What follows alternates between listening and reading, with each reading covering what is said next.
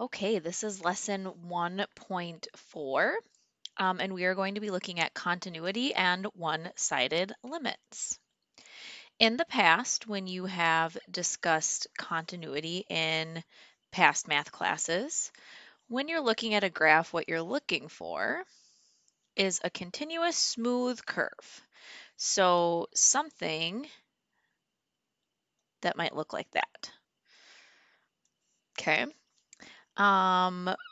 You want to make sure, for continuity purposes, that your curve doesn't have sharp points.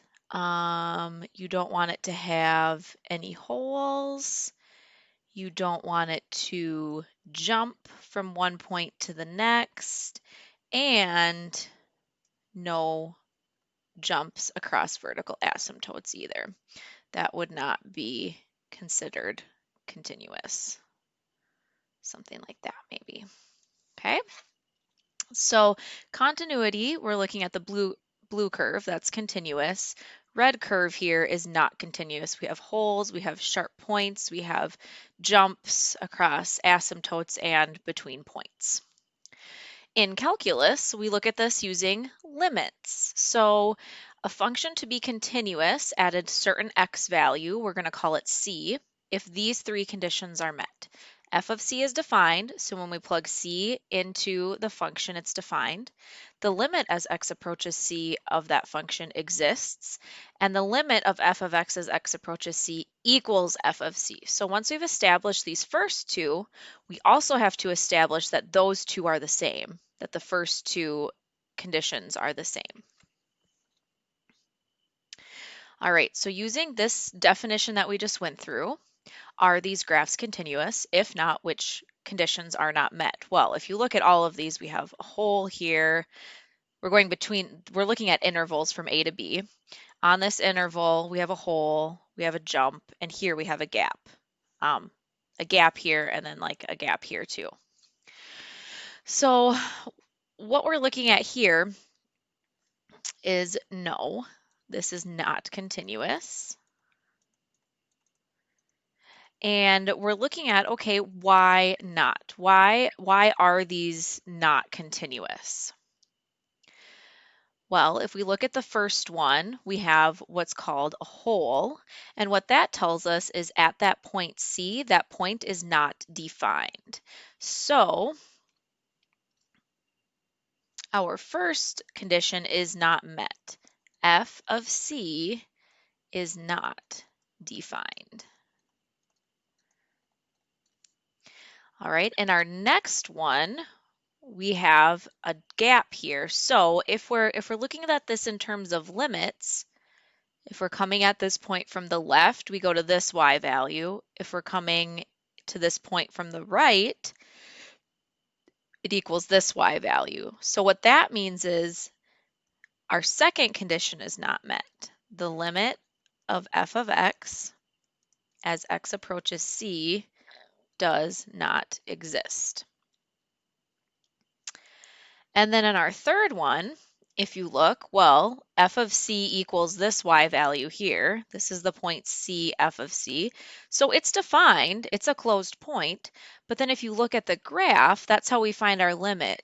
Coming from the left and coming from the right on the graph, this is actually going to a different y value. We'll just call it f of x instead of f of c. So in this one, our third condition is not met. The limit of f of x as x approaches c does not equal f of c in this case. Now these three graphs help illustrate two different types of discontinuities that we can have. Those two types of discontinuities are a removable or a non-removable. This first example here is an example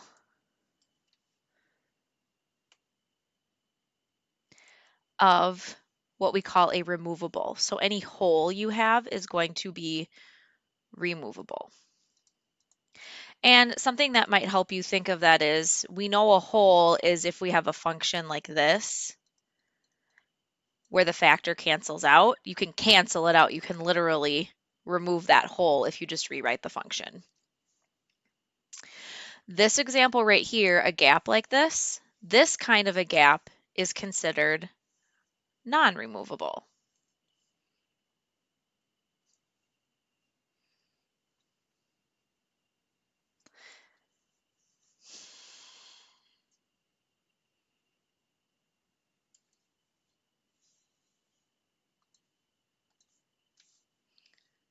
So the second picture illustrates a non-removable. And then our last picture here, if your defined value is different from the limit value, that's also considered a removable discontinuity.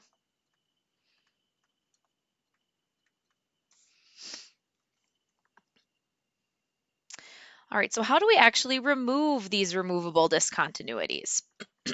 Well, if we look here, if we're looking at a function, particularly piecewise functions, so for x less than 3, we're using a squared plus x squared. For x greater than or equal to 3, we're using a times x plus 3. So if this is our function f, where a is a constant, for what values of a, if any, is f continuous? So in order to be continuous at this point, x equals 3, we need 3, so we need f of 3 to equal the limit as we go to each side. So basically, this point has to be filled in. So for this piecewise function, these two parts have to be the same when x equals 3. So what we're going to want to do is take a squared plus x squared, set it equal to a times x plus 3, and that has to be true when x equals 3. So a squared plus 3 squared equals a times 3 plus 3. So we're looking at a squared plus 9 equals 6a. So then what we end up having here is we can kind of treat this as a quadratic. A squared minus 6a plus 9 equals 0. And then we just have to, I think we can factor that, yep, into a minus 3 times a minus 3. So we get a equals 3. So when a equals 3, these should be the same. And if you put a in, we can rewrite this as 9 plus x squared and 3 times x plus 3. And then we can test it out. And if we plug 3 in, we would get 9 plus 9, which is 18. And here we get 3 times 6, which is 18. So they would be the same then at that point when x equals 3. So that's how we would make sure that we don't have some sort of a removable discontinuity.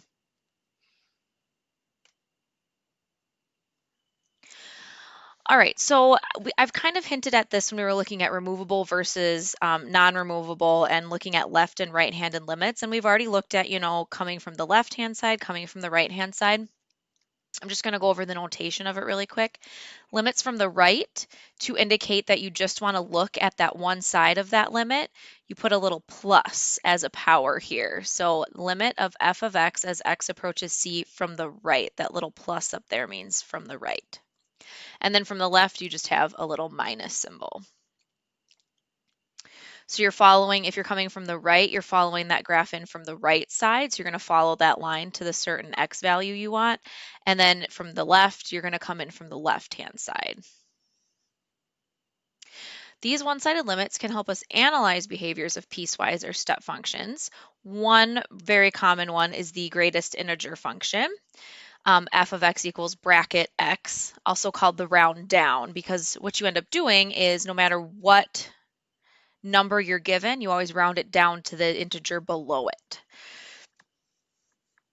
So for example, we're going to see if we can show our continuity of this, or continuity or discontinuity of this piecewise function.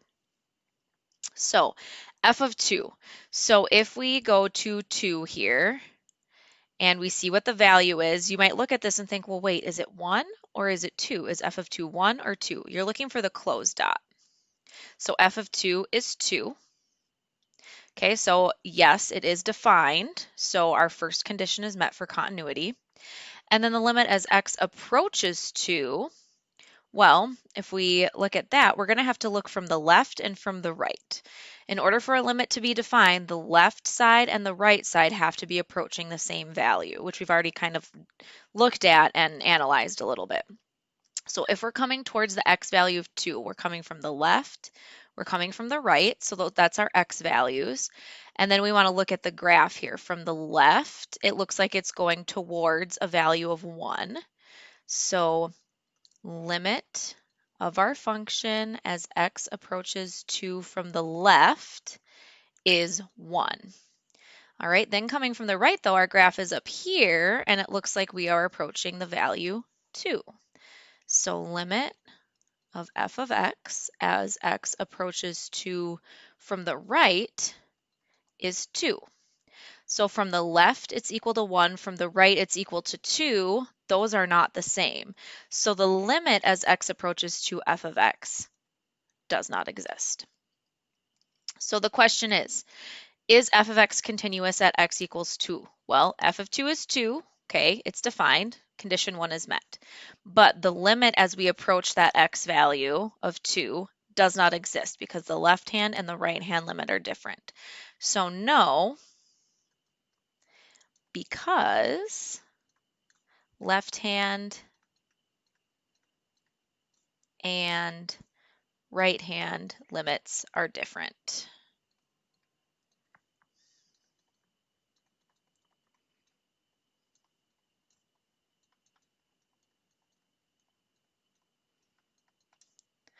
All right, so make sure you get comfortable trying to explain that too. All right, so let's look at a different kind of piecewise function because we're not always going to have just the greatest integer function as our piecewise function. That just gave us a little bit of a visual to help us out. A lot of times you're going to be given a piecewise function that has multiple different functions and they give you the ranges, the x values for which the domain, like what domain each of those functions should have. So for this first one, let f be the piecewise function defined here. Is f of x continuous at x equals 3? So if we're just looking at x equals 3, we're only looking at the functions that involve 3, right? Now, if it's going to be continuous, f of 3 is going to have to be defined. The limit of f of x as x approaches 3 has to exist. And then the limit as x approaches 3 of f of x has to equal f of 3. So we need to figure out these 3 things to see if it's continuous at 3. So let's start. Number 1, f of 3. So where is 3 included in the domain?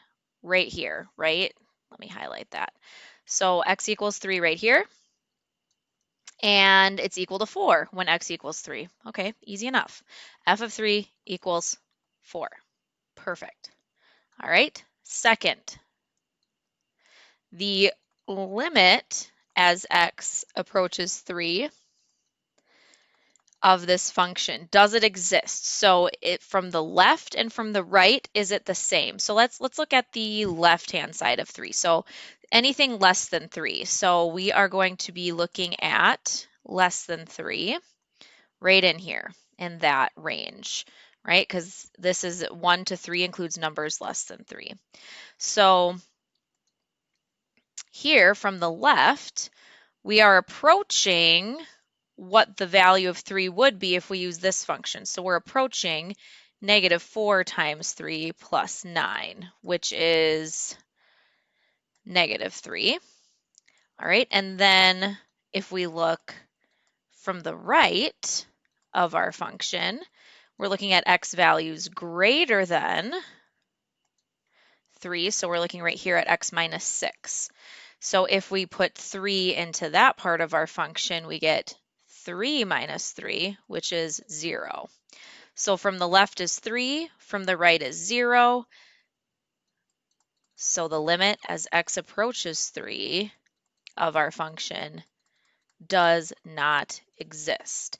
So we failed the second condition. Therefore, is this continuous at x equals 3? No, it's not. And our explanation, because limit as x approaches 3 does not exist.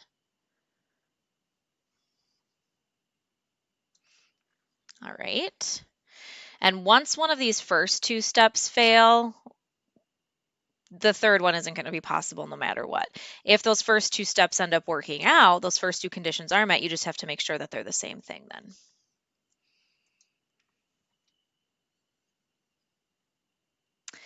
All right, last thing for continuity. So this list of types of functions are continuous at every point in their domain. So we're going to practice finding domains of functions so we can get intervals of continuity.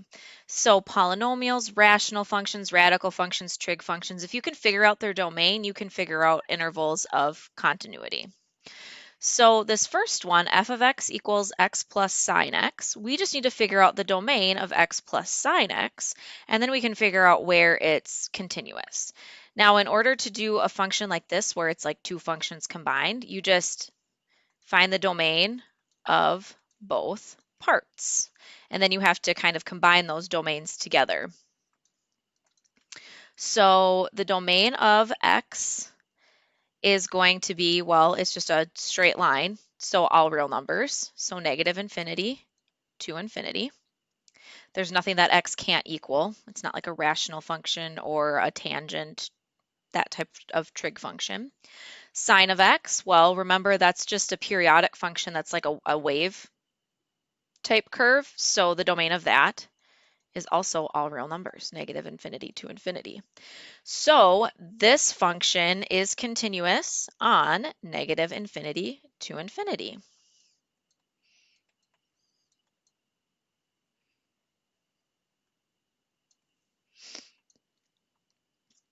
All right, number 2, let's look at tangent.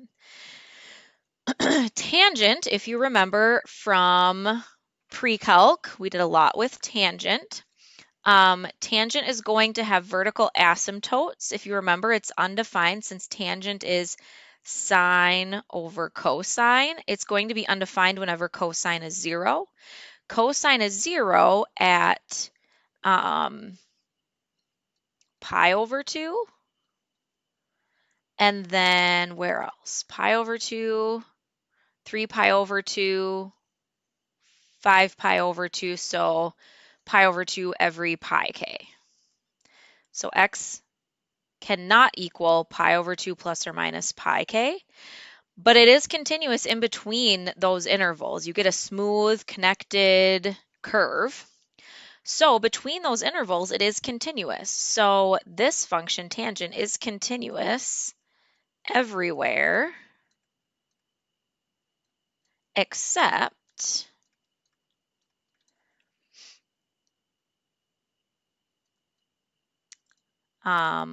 pi over 2 plus or minus pi k, except x equals, I should say, pi over 2 plus or minus pi k. There's other ways you can write that. If you wanted to write that in interval notation, you could write pi over 2 to, what would be the next one? 3 pi over 2 plus or minus pi k. That would also work. So that's where it's continuous, is between those values. All right, and then looking at the third one here, we have x squared plus 1 over cosine of x. Anytime you have a rational function, start with your bottom and figure out where that's equal to 0. So first we're going to start with cosine of x and say, okay, well, we know cosine of x can't equal 0. So where is cosine equal to 0? Cosine is going to be equal to 0 at pi over 2, 3 pi over 2. We kind of already did that over here with tangent. So pi over 2 plus or minus pi k. So again, this function, this top x squared plus 1, is continuous everywhere because it's just a parabola. So that would be a smooth curve. So really, this one is kind of the same idea. This is continuous everywhere except for pi over 2 plus or minus pi k. So you could just say same thing, right? Continuous everywhere.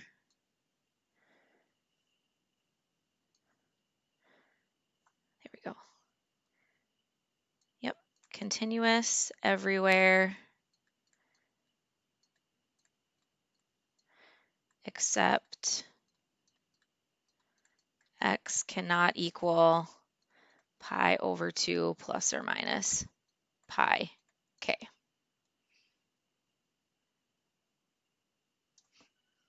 All right. So that's how we decide where things are continuous. You have to be able to find domain and understand domain. We can use piecewise functions to evaluate continuity at specific points. So go ahead and do your practice and your LT check for 1.4.